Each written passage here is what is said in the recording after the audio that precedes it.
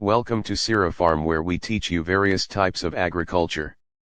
So today we will talk about steps to take before introducing the fish in the water.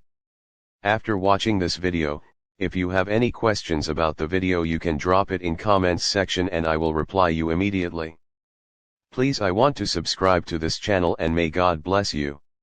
You can also send messages on WhatsApp, Facebook, Gmail because we want to know you and be a partner with you. Our contact is on the description and comments section. Let's start the video. On my last video, we discussed about the steps to take before putting the fish into the water after constructing your earthen pond. Here we will discuss about the steps to be taken before introducing the fish in water in a concrete pond also. After constructing your concrete pond, the first step is to wash the pond thoroughly with detergent and a lot of water.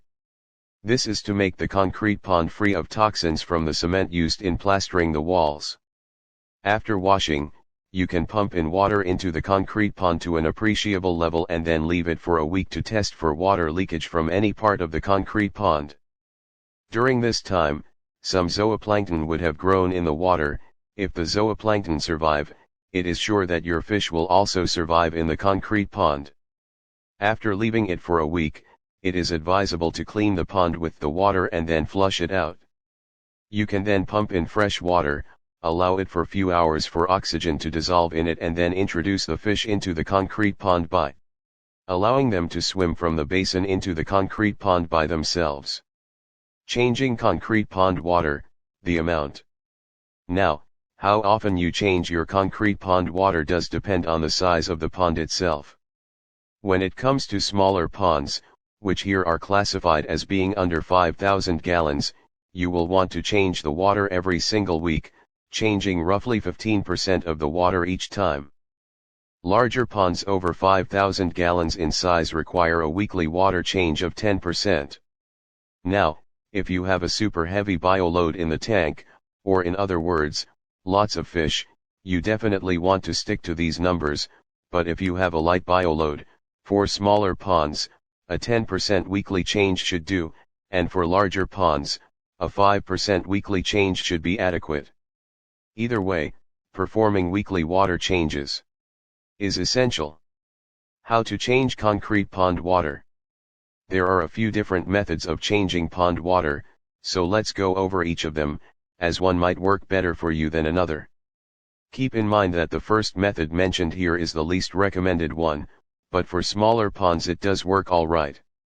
Get Sira Farm Fish ebook in the description and comments section. This is ebook talk how to hatch fish in any weather, and also the ebook talk about feed nutrition and disease management.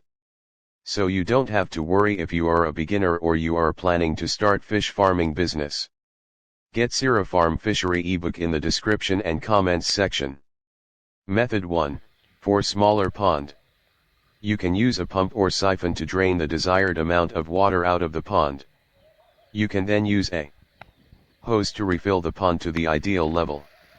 What you need to keep in mind here is that public water is usually full of chlorine and chloramines, which absolutely need to be removed from the water. This means that you need to use water conditioner and treatment options in order to remove the chlorine and other contaminants. Please folks, if you choose to do it this way, the water conditioner absolutely needs to be added to the pond before you add new water, not after. If you do it this way, you also run the risk of flooding the pond if you happen to forget the hose in there for too long. This method is not recommended. Method 2. One of the easiest methods to use still involves a pump or siphon, but you will be treating the new water before it enters the pond.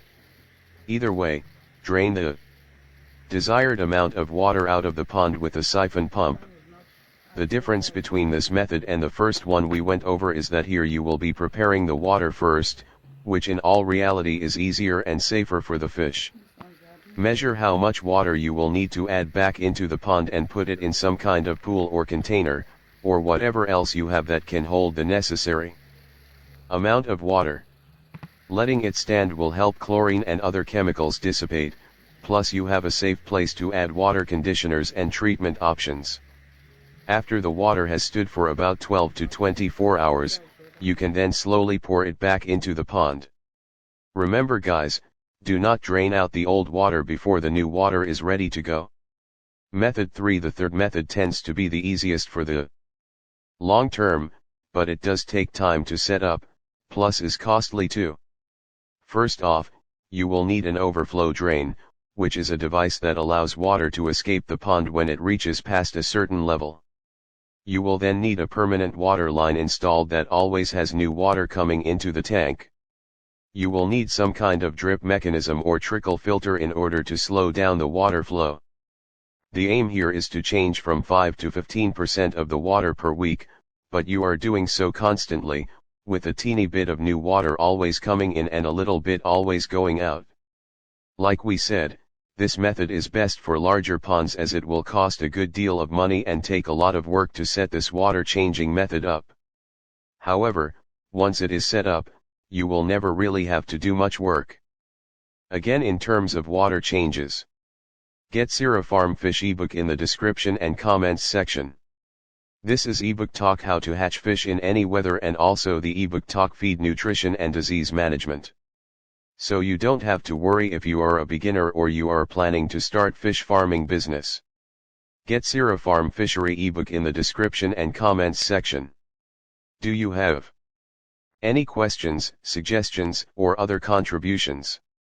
Kindly use the comment box provided below for all your contributions. You are also encouraged to please kindly share this video with others you feel can benefit from this information if found useful enough, as we may not be able to reach everyone at the same time. Thank you so much for sharing.